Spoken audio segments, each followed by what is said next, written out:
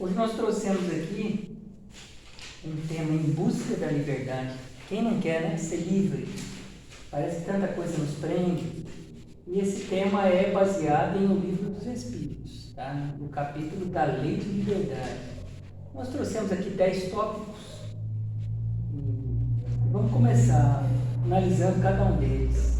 O primeiro tópico diz assim, ó: como os homens precisam uns dos outros e existem direitos recíprocos a serem respeitados nas mais diversas situações da vida, não há liberdade absoluta na Terra, salvo nas condições do eremita no deserto. Na verdade, nós queremos ser totalmente livres, mas não existe essa liberdade absoluta. Nós nunca vamos conseguir. Porque nós precisamos uns dos outros. É comum a pessoa, às vezes, um adolescente, um jovem, querer atingir a maioridade, querer ser dono do próprio nariz e dizer que quando ele tiver 18 anos ou quando ele tiver a renda própria ele vai ser livre, não vai ter que dar satisfação a ninguém. Mas esse é um leve engano, porque quando nós completamos a maioridade, vem o pai da gente e diz: olha, toma cuidado que agora você já é maior, se fizer alguma coisa errada vai ter que se ver com as autoridades. Ou seja, não tinha essa liberdade absoluta. Sempre a nossa liberdade vai sofrer determinadas restrições. Então nós nunca vamos ser assim donos completamente do nosso próprio nariz, porque nós precisamos uns dos outros. Então nós não podemos dizer que nós somos livres. Nós precisamos dos outros. Por exemplo, para chegar aqui eu precisei de um carro que eu não fabriquei, de um combustível que eu não fabriquei, de alguém que abasteceu o meu carro. Olha quanta coisa, né? Nós precisamos de toda uma cadeia para poder satisfazer as nossas necessidades mais básicas. E isso tira um pouco a nossa liberdade, porque nós não somos independentes. A liberdade, ela tem a ver com uma independência. O que nós queremos é o quê? Ser livre e ser independente. Mas não há isso, porque nós sempre vamos depender de alguém e a nossa liberdade de ação vai sofrer determinadas restrições. Disse que nós somos interdependentes. O que é isso? Uns dependem dos outros. Então, para vestir essa roupa, você dependeu de alguém. Para usar esse óculos, nós dependemos de alguém. Da pessoa que fabrica lá na ótica, do oftalmologista, para fazer a receita. Então, nós precisamos, nós trocamos experiências e trocamos serviços. Na sociedade em que nós vivemos, nós somos interdependentes. Se nós fôssemos querer dar conta de tudo, a nossa vida seria muito precária, muito restrita. Porque nós teríamos menos bens, menos serviços e teríamos uma condição pior na existência. Por isso que nós somos interdependentes e sempre vamos precisar uns dos outros. Não há liberdade absoluta. Vamos para o próximo. A liberdade da conduta humana, que é o livre-arbítrio, é decorrência da liberdade de pensamento, sem o que o homem não passaria de uma máquina. Então, o que é essa liberdade de conduta? É o livre-arbítrio. Eu sou livre para fazer o que eu achar que me convém. Isso é decorrência da liberdade de pensamento. Como eu sou livre para pensar, eu sou livre para agir. Agora, é claro que no pensamento nós temos uma liberdade maior. Ainda bem, né? Que é só no pensamento. Porque nem sempre o nosso pensamento vira uma conduta. Nós podemos pensar uma coisa, quero fazer isso, mas eu vou refletir e eu posso dizer, mas parece que isso não é tão bom. Então, aquele pensamento não vai desaguar numa conduta. Né? Então, liberdade de pensar é uma coisa, mas que gera a liberdade de conduta, que é a liberdade de agir, que é o fazer humano, que tem a ver com o livre-arbítrio, é a prática. Então, nós temos livre-arbítrio. Vocês acham que o nosso livre-arbítrio ele é absoluto ou será que ele é restrito? Será que o livre-arbítrio é igual para todo mundo? Ou será que algumas pessoas gozam mais de livre-arbítrio que as outras? Com certeza. Gozam? Por que você acha isso? Porque tomam decisões assim, arbitrárias, contra a gente tem que aceitar, então eu acho que tem mais. Liberdade de conduta, ela varia na sociedade humana, é verdade isso. Dizem que quanto mais evoluídos nós somos, maior é o nosso livre-arbítrio, nossa liberdade de ação. Porque tem coisas que nós até gostaríamos de fazer, mas não podemos. Isso tem a ver com o nosso nível evolutivo. Mas não nos enganemos. Isso tem a ver com a situação do espírito, não tem a ver com a situação do homem encarnado. Porque aqui, na situação do homem encarnado, nós vamos encontrar pessoas com um nível evolutivo baixo ou mediano e tem uma liberdade de conduta maior. Que a liberdade de conduta ela varia de acordo com a posição social, de acordo com o cargo, às vezes, que a pessoa ocupa, de acordo com a sanidade mental. Uma pessoa sem sanidade mental, uma pessoa presa a uma cadeira de rodas, ela tem um livre-arbítrio menor, concorda comigo? Porque tem coisa que ela não pode fazer, ela é mais limitada. A idade acaba limitando o nosso livre-arbítrio, né? Eu mesmo, quando eu vim aqui pela primeira vez, eu fazia coisas que hoje eu já não faço mais. E quando eu vier aqui pela última vez, com toda certeza, eu vou fazer menos coisas do que faço hoje. Isso tem a ver com o quê? Com o envelhecimento que limita a nossa liberdade de conduta. Eu não vou fazer certas coisas, porque eu já não vou enxergar tão bem, então eu vou tirar o pé do acelerador um pouco. Eu não vou poder correr tanto, então eu vou ter que andar mais devagar. Isso aí é uma limitação do livre-arbítrio com o passar dos anos. Tem as suas vantagens, né? Isso acontece por alguma razão. O envelhecimento é natural, talvez para nos fazer mais humildes, talvez para nos mostrar outros valores. É porque quando a gente enxerga tudo, quando a gente acha que é dono do mundo, a gente se sente mais dono de si. Depois, com o envelhecimento, nós vamos nos sentindo assim, mais fragilizados, e talvez em razão disso, nós passemos a dar mais atenção para as coisas espirituais.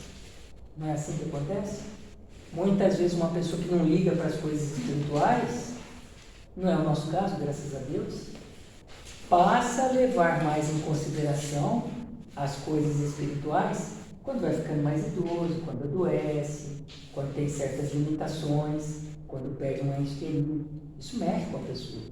E ela vai dando mais atenção para as coisas do espírito. Tem alguns que nem assim, né? Não muda nada a forma de conduta. Mas tudo isso colabora. E tudo isso modifica o nosso livre-arbítrio. Agora, isso não tem a ver com o nível evolutivo. Porque pode ser que uma pessoa que esteja numa cadeira de roda seja muito evoluído, com o livre-arbítrio restrito naquela situação, dando um testemunho, e algum corredor talvez não tenha um nível evolutivo tão alto. Então, quando se diz que quanto mais nós evoluímos, maior é o uso do livre-arbítrio, isso tem a ver com a situação do espírito. Agora, quando nós pegamos aqui o planeta Terra, o nível é mais ou menos parecido. Varia de acordo com as conjunturas, com determinadas situações, mas o nosso nível é parecido. Vamos para mais um. As predisposições instintivas do homem são apenas desafios existenciais que não representam obstáculos ao livre-arbítrio. Haja vista que não existem vícios irresistíveis. O que são os desafios existenciais? Não são obstáculos ao livre-arbítrio. Desafio existencial é o quê? São aquelas questões assim que às vezes nós passamos. Isso não vai limitar o nosso livre-arbítrio. Um desafio, por exemplo, uma coisa uma provação que eu estou passando, ele não vai limitar o nosso livre-arbítrio. Não é um obstáculo, né? Porque, por exemplo, vamos supor que uma pessoa tem uma tendência de vida. Isso vai limitar o livre-arbítrio dela? Como ela está bem. Se certa forma, Não está. vai mexer um pouco com o pensamento. Mas a vontade de beber, ela vai limitar o livre-arbítrio? Ah, eu não consigo parar de beber. É só eu passar na porta de um bar e eu quero entrar. É o livre-arbítrio. Não vai limitar o livre-arbítrio. É uma tendência que a pessoa tem, mas essa não é uma tendência irresistível. A pessoa pode resistir. E muitos resistem, né? Muitos resistem. Quantos nós conhecemos que vieram com uma tendência ao uso do álcool, ao uso da droga? Lá em Varginha mesmo tem um conhecido, ele certa vez chegou lá dentro da minha casa e falou: Francis, me arruma R$50. Aí ele falou: eu vou ser sincero com você. Tem um traficante, eu peguei uma droga dele e ele ameaçou me matar. Então me arruma R$50 e depois eu lhe pago. Aí eu nem sei o que a gente deve fazer numa situação dessas, tá? Você acaba dando dinheiro. Mas eu entreguei o dinheiro para ele. E aí ele falou que ia me pagar, mas não pagou. Isso é normal. Era meu vizinho lá, meu vizinho, filho até de um médico, uma pessoa de família assim, abastada, né? Tinha condições financeiras, mas ele era meio doidinho, usava droga. Aí eu falei: o que vai ser desse indivíduo, né? Não estudava, apesar do pai ser médico, incentivar o estudo, ele não estudou.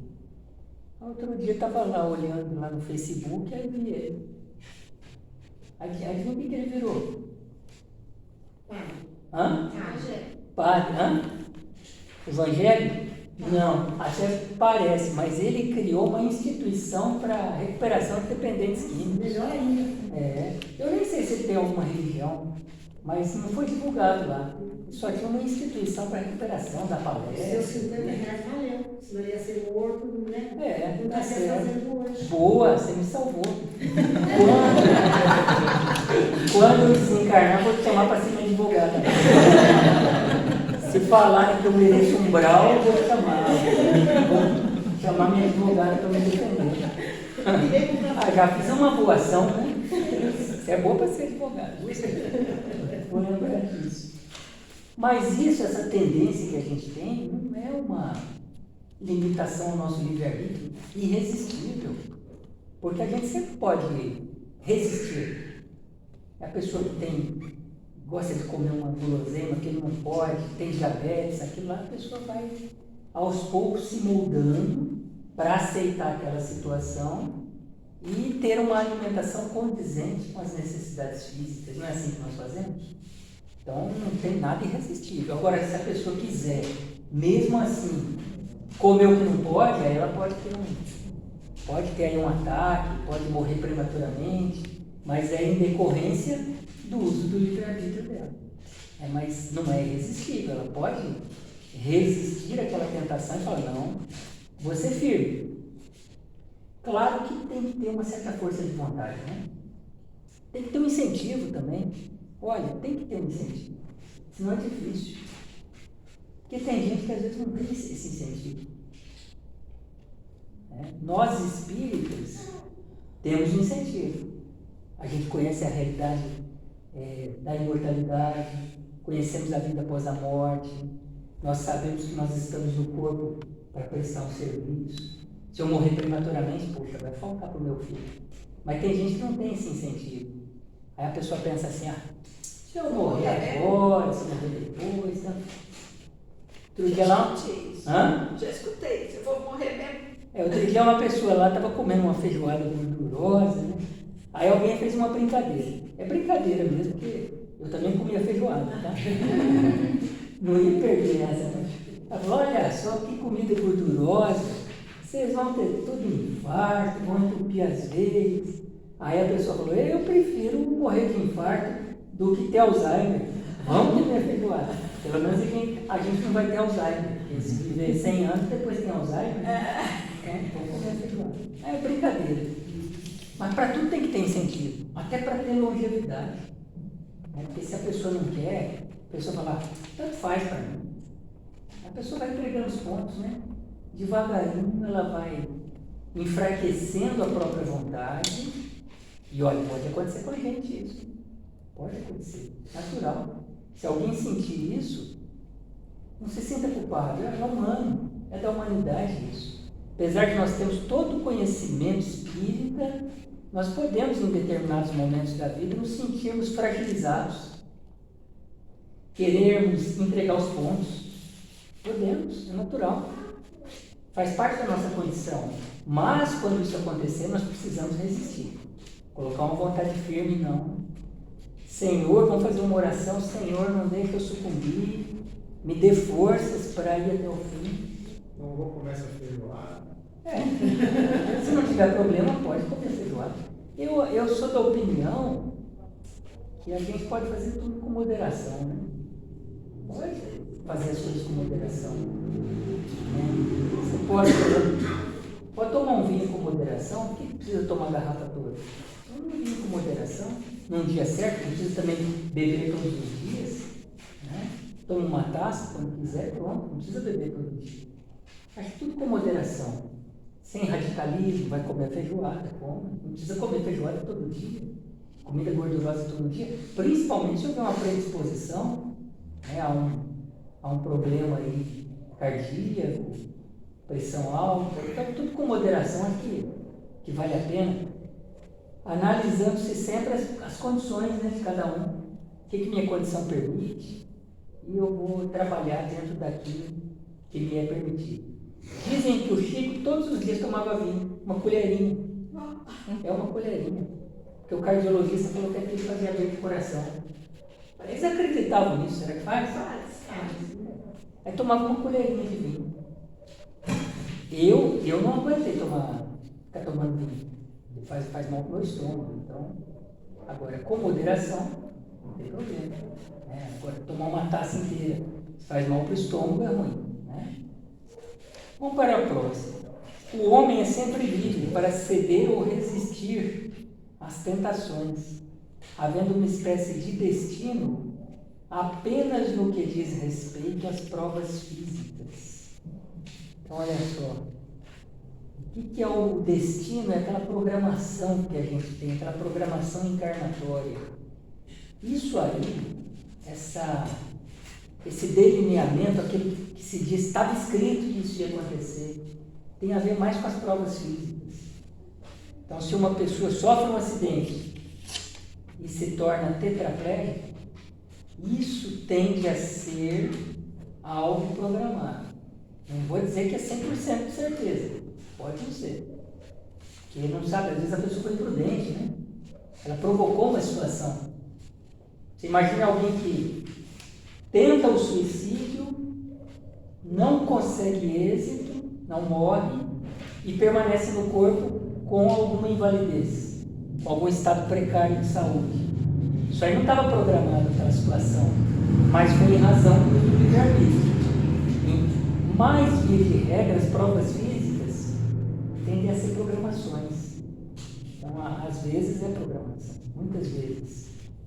Uma doença que a pessoa tem, às vezes já nasce com aquela doença, perde um braço numa empresa, trabalhando, olha, a pessoa não provocou aquilo, estava lá trabalhando de forma honesta, perdeu um braço.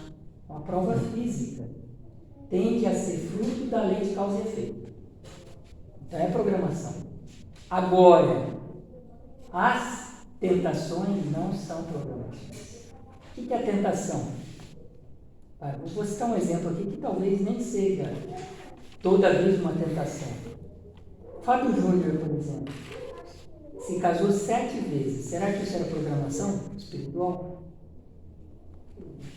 É burrice isso. Burrice? Tem que ser. Em busca da felicidade, que ele nunca achou. Pois é. Cheio de gordura no estômago, queria sentir. Então, não é uma programação espiritual. Isso aí é o uso do livre-arbítrio. Então a pessoa não resiste à tentação e ela se entrega a uma situação. Eu não vou criticar quem se separa e casa de novo, tá? Isso acontece às vezes como uma necessidade até, né? Você imagina alguém que está sendo agredido, alguém que está prestes a enlouquecer. Às vezes existem situações que justificam um divórcio, um novo casamento, e outras também. Tem pessoas que se separam Porque vai encontrar um grande amor. Eu vou encontrar o meu grande amor e pronto, você vai ficar assim. Mas tudo tem consequência. E é salutar que as pessoas saibam que tem consequência. E existem situações que representam assim, a pessoa vai em busca da felicidade e acaba encontrando mais problema. Mas não estou sendo contra o divórcio, nada, tá? Não estou dizendo que a pessoa é melhor ficar infeliz no casamento mesmo até o fim. Aliás, sinceramente, eu não tenho a mínima condição de opinar sobre isso. Que é uma questão muito individual, cabe a cada um. O que eu posso fazer é falar, olha, obra tal diz isso, obra tal diz isso, agora, decisão pessoal é de cada um, né? Eu não vou decidir pela pessoa. Mas é complicado, eu posso citar exemplos só, que são exemplos que eu levo em consideração para a minha própria vida, para tomar as minhas decisões. Tem um colega que eu conheço lá, ele se separou, se apaixonou por uma moça, com 19 anos, aí se separou, ficou com a moça de 19 anos. Mas a moça era muito ciumenta, aí não podia ir na casa da esposa para pegar o filho. Aí já teve problema, já sofreu uma certa limitação, porque não pôde. É claro que nem sempre isso acontece. Às vezes há um respeito, mas às vezes acontece. A moça não quis. E a moça engravidou e depois ele descobriu que o filho não era dele. Aí já tinha registrado, entrou com um processo para desconstituir a paternidade, depois separou da moça, virou inimigo da primeira esposa, conviveu pouco com o filho, aí depois casou de novo, aí depois casou pela terceira vez, só que agora não mora na mesma casa, porque a mulher tem muito ciúme da outra, aí ele tem que mandar dinheiro para o filho que estuda na faculdade, mas a mulher tem ciúme do dinheiro que ele vai mandar, e é um... Ele deve ser coberto de ouro. Ele deve ser coberto de ouro. Pior que não. Mas a briga por patrimônio, ela não tem a ver com uma condição de abastança. Às vezes a gente briga por pouca coisa, né? Não, isso aqui é meu e pronto, é pouca coisa. Mas olha só que situação, né? Eu não queria estar na pele desse sujeito, mas como é que você pode saber o que é que vai acontecer? Tem pessoas que se separam e há uma situação de equilíbrio, convive bem com o cônjuge antigo, tem uma boa relação com os filhos. Existem separações assim, mas nem tudo são rosas, né? Às vezes existem situações mais difíceis. Então, por isso que isso aqui, essa tentação de, por exemplo, vou para cá, vou para lá, vou fazer isso, vou fazer aquilo, isso cabe ao homem decidir o que vai fazer da própria vida. Com relação aos atos morais, eu não estou dizendo aqui que um divórcio seja sempre uma tentação, mas às vezes é. Nesse caso aí, por exemplo, a pessoa está casada lá com uma mulher lá, e já está assim da minha idade, aí você encontra uma moça nova, bonita, isso é uma tentação. Eu posso dizer, geralmente é tentação, né?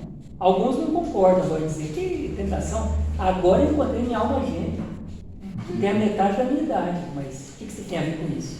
Né? É minha alma gêmea, tenho certeza.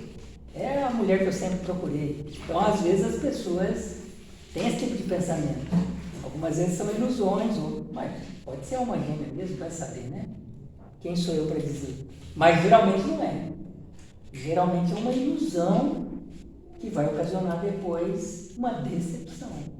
Aí a pessoa perde uma situação estável, que tinha ali que contribuir com o bem-estar familiar e de repente se aventurou porque agora encontrei o amor da minha vida, agora eu vou ser feliz.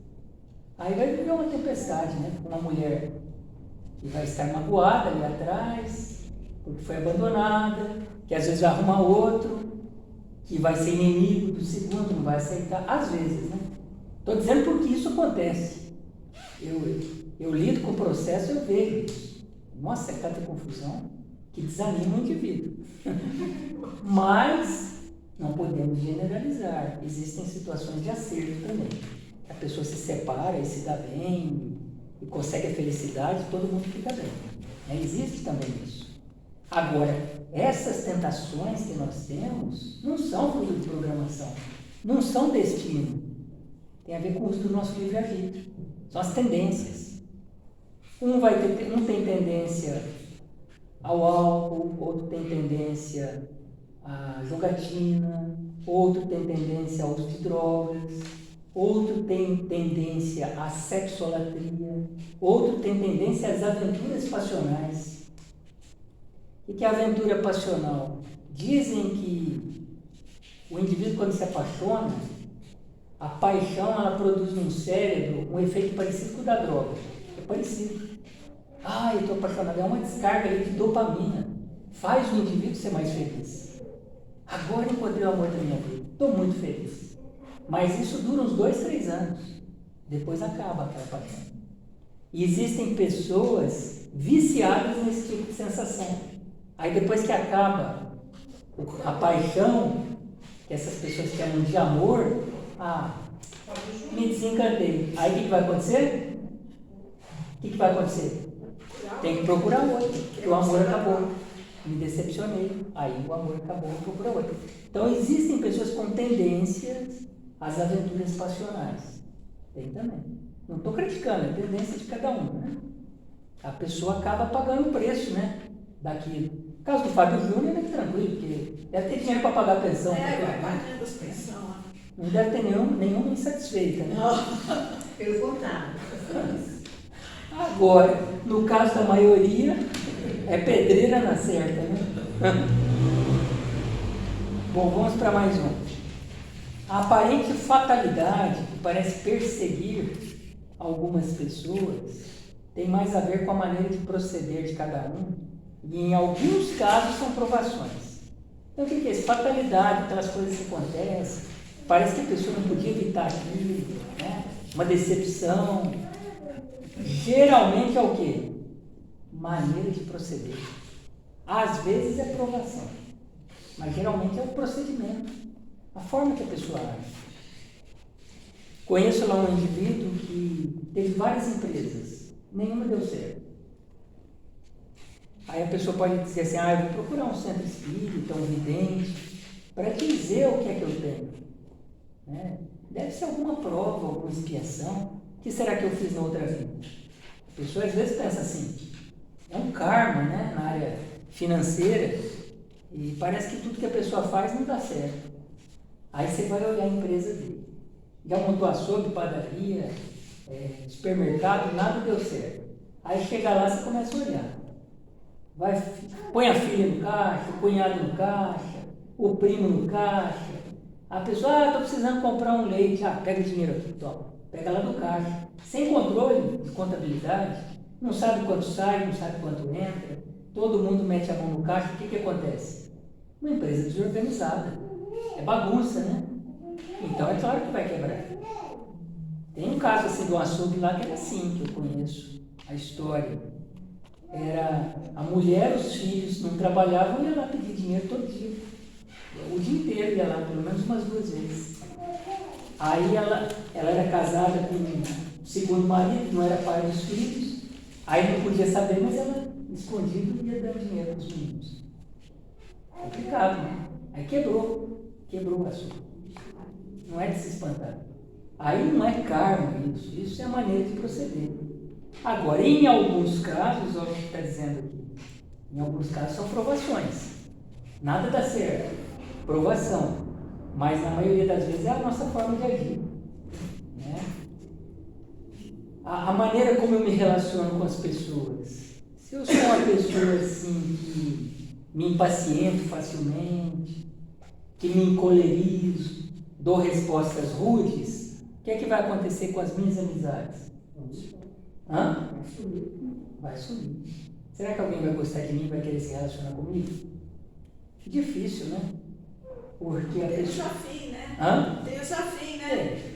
Pessoa chega, eu já dou uma resposta ali mal educada. Tendência de eremita isso. Vai se isolar. Porque ninguém vai querer conviver com ele. Então é a maneira de proceder.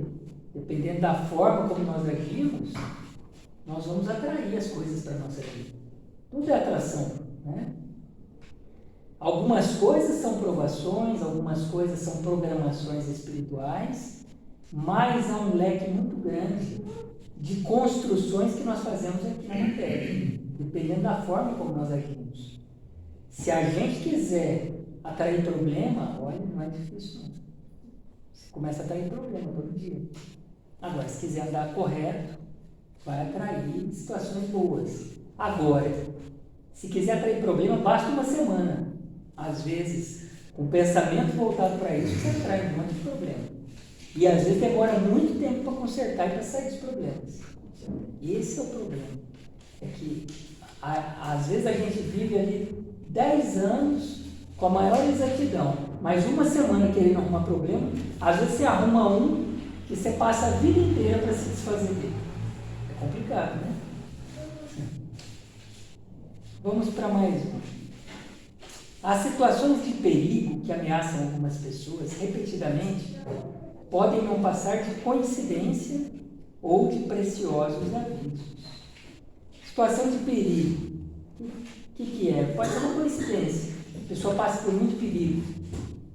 Eu vi uma manchete de jornal que um indivíduo esteve no tsunami lá na Indonésia, depois ele foi para o México, teve um terremoto, depois teve uma outra tragédia que estava na Europa.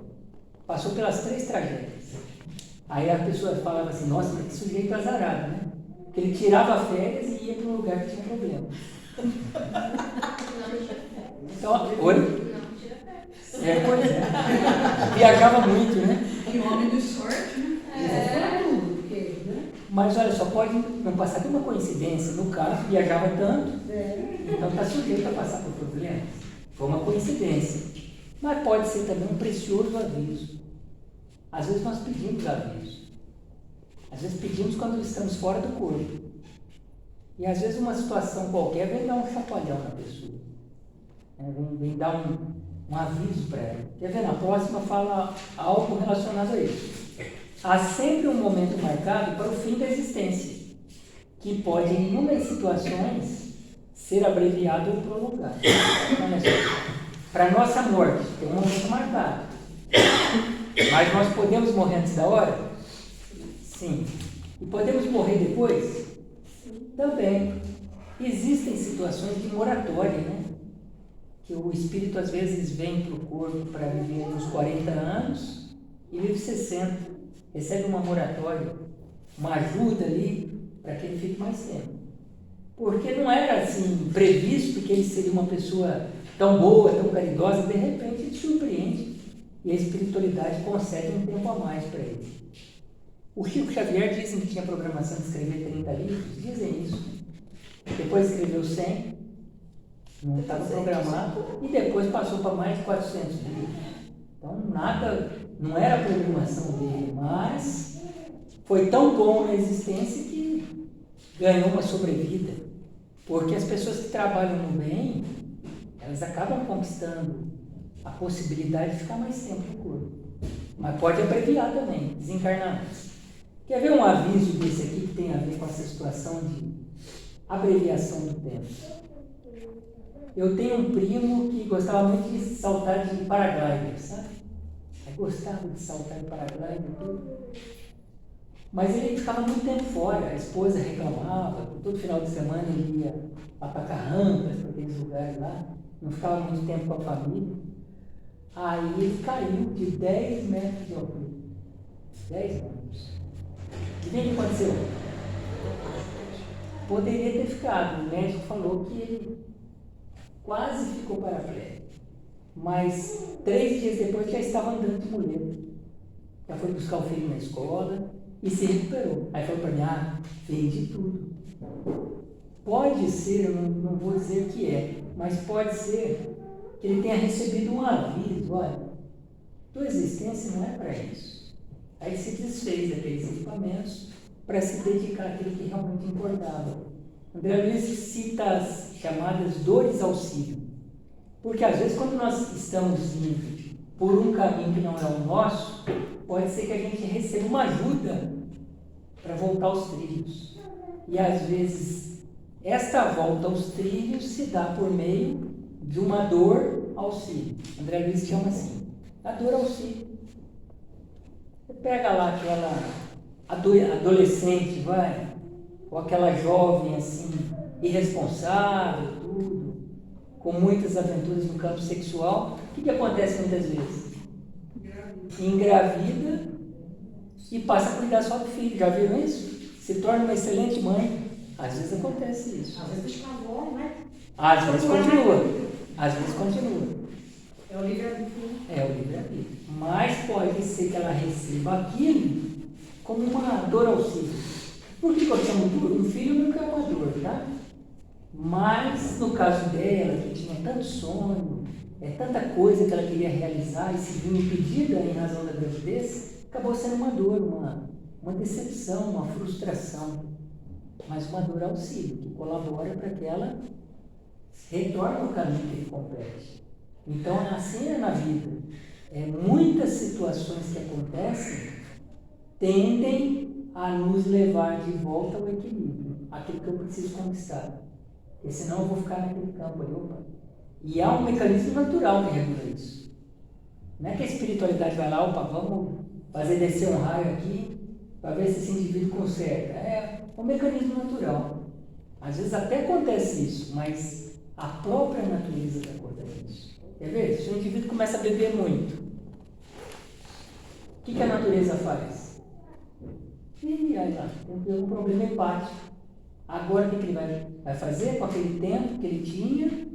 Ele vai passar a tentar se recuperar do problema hepático. E às vezes passa uma existência inteira se recuperando daquilo. Aí reencarna, com 18 anos bebe uma pinga, pronto.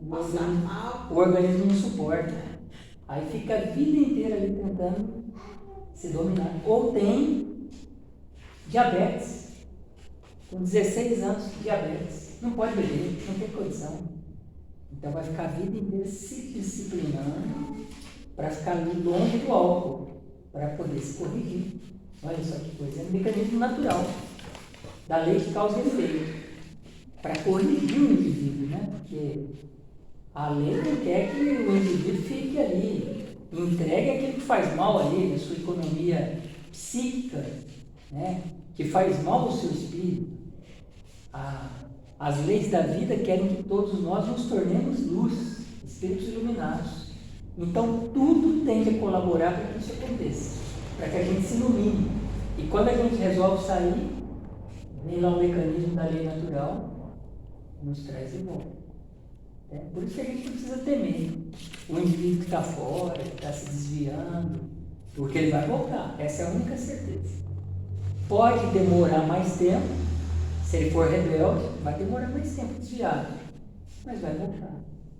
Porque a lei divina é misericordiosa, dá oportunidade. E tudo vai colaborar para que ele volte ao caminho que lhe compete. Vamos para mais um. As situações da vida não estão escritas, podendo o homem mudar inúmeros fatos, como os do livre-arbítrio. Cabe ao espírito ser resignado e obediente à vontade de Deus, sem ser conformista. Então é isso, nós podemos mudar muita coisa na nossa vida. Há uma grande possibilidade da gente fazer coisas, construir coisas que não estavam programadas e melhorar muito a nossa vida. Basta querer. A gente não pode achar que tudo é destino, tudo está escrito, não. Tem espírita que é muito conformista, né? Fala, infelizmente é assim, tem que aceitar. Nós não podemos ser conformistas. Nós precisamos ser resignados e obedientes à vontade de Deus, mas sem ser conformistas. Porque tem coisa que não dá para mudar. Aí você tem que aceitar. Tudo bem. Você é conformado. Agora, tem coisa que dá para mudar. E aí eu não vou querer mudar? Como assim? Não, aí você é muito passivo. Então, se dá para mudar, cabe a mim trabalhar para mudar. Tem uma oração atribuída ao almirante Hard, lá da Segunda Guerra Mundial, que diz assim, a oração: Senhor, dá-me coragem para mudar aquilo que pode ser mudado. Dá-me resignação para aceitar aquilo que não pode ser mudado. E dá-me sabedoria para distinguir uma coisa da outra. Distinguir o que pode ser mudado e o que não pode. Porque tem coisa que dá para mudar, eu tenho que mudar. Posso mudar. Agora tem coisa que não dá. Aí, aceitação. Né? Vamos para mais um.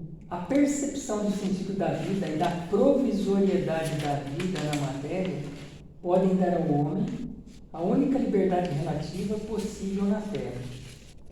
Como disse Jesus, o conhecimento da verdade nos libertará. Então, o que é isso?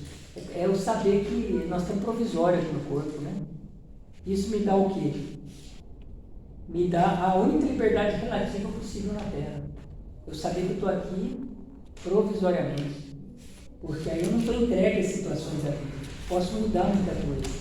Agora, se eu achar que essa é a única vida, depois tudo se acaba com o corpo, aí eu não vou ter essa liberdade. Eu vou ficar muito entregue às situações, às injunções da matéria. Vou ficar muito escravizado. Agora, quando eu sei que depois dessa existência o que me espera é a imortalidade, aí eu tenho uma liberdade maior de atuação. Concorda comigo? Porque isso me dá uma sabedoria para enfrentar melhor as adversidades da vida. Eu não fico tão escravizado às situações da matéria. Porque se eu acho que tudo se acaba com o corpo, pronto, estou muito preso, muito restrito. Agora, se eu sei que o sofrimento, que a dor de hoje, logo mais ela vai acabar e o que me espera é algo muito maior, aí eu me sinto mais livre. Então essa é a liberdade que a gente pode ter. É de saber de antemão que o que espera cada um de nós é a imortalidade. Nós não estamos sujeitos às situações da matéria. E por fim, como no mito platônico da caverna, a verdade que liberta está além das aparências do mundo material. O que fala o mito da caverna lá de Platão? Fala que vários homens viviam dentro de uma caverna. Aí eles observavam a caverna. Então eu estou observando minha mão aqui, ó. Eles observavam lá passarinho, observavam animais, árvores, água, e eles achavam que aquilo era a realidade. Mas na verdade, um deles saiu da caverna e viu que aquilo tudo, na verdade, existia lá fora. E aquilo que se projetava na parede da caverna era o quê? Era só uma sombra. Então é isso que está dizendo aqui, olha. Como no mito da caverna, a verdade que liberta está além das aparências do mundo material. Porque a verdade, o que é? Diz lá aquele filme Matrix, que nós vivemos num mundo de ilusão, não é assim? Que o mundo real, o que acontece? A vida verdadeira onde está? Está lá no mundo espiritual. Essa é a vida verdadeira. O que eu vejo aqui é só um reflexo. Se eu tenho uma doença no corpo, eu estou vendo o que? A verdade ou o reflexo? Geralmente o reflexo. Por quê? Porque a doença verdadeira está sediada no corpo espiritual, que eu não estou vendo. Olha só. Um casamento, o que acontece? Eu estou vendo o quê? O reflexo, mas a matriz está em outro lugar. A matriz daquele casamento, que justifica aquilo. Às vezes um amor de outra vida, um amor aí milenar, uma necessidade de reajuste. Olha só. Então o que eu estou vendo aqui na matéria é um mundo de aparência. Às vezes eu vejo alguém doente.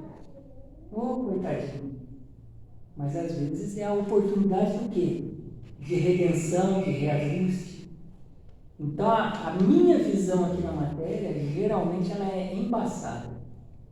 Nós não estamos vendo a realidade. Nós somos um indivíduo com muito dinheiro. Esse cara tem sucesso.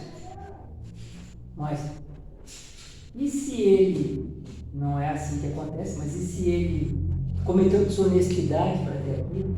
Como que é sucesso? Não é assim que acontece.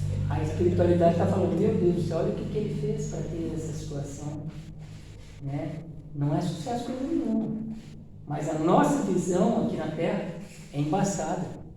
A gente não enxerga a realidade. A gente só enxerga um reflexo. Agora a realidade mesmo é lá, um mundo maior, né? Ali que tem a vida verdadeira. E tudo que acontece aqui tem a ver com as situações de lá. Olha, às vezes é difícil a gente compreender isso. Viu? Vocês leiam as obras de André Luiz, nós vamos verificar ali que muitas vezes os mentores estavam tentando alertar para uma situação, chacoalhando os encarnados, presta atenção. Só que os encarnados, o que fazem? Geralmente dormindo, né? Às vezes uma mente mais lúcida consegue captar alguma coisa assim, mais pura do mundo espiritual. Mas geralmente nós somos dorminhocos, que a gente enxerga só o reflexo projetado na parede da caverna, a gente não enxerga a realidade. Então, a gente possa aí, espero que essa conversa tenha dado assim, alguma luz, né? Até para mim, relembrando alguns conceitos, para que a gente possa se situar melhor dentro dessa lei de liberdade e para que a gente não possa se enganar, porque tem muita coisa que é apenas reflexo, não é verdade. Né? Obrigado a todos aí, até uma próxima.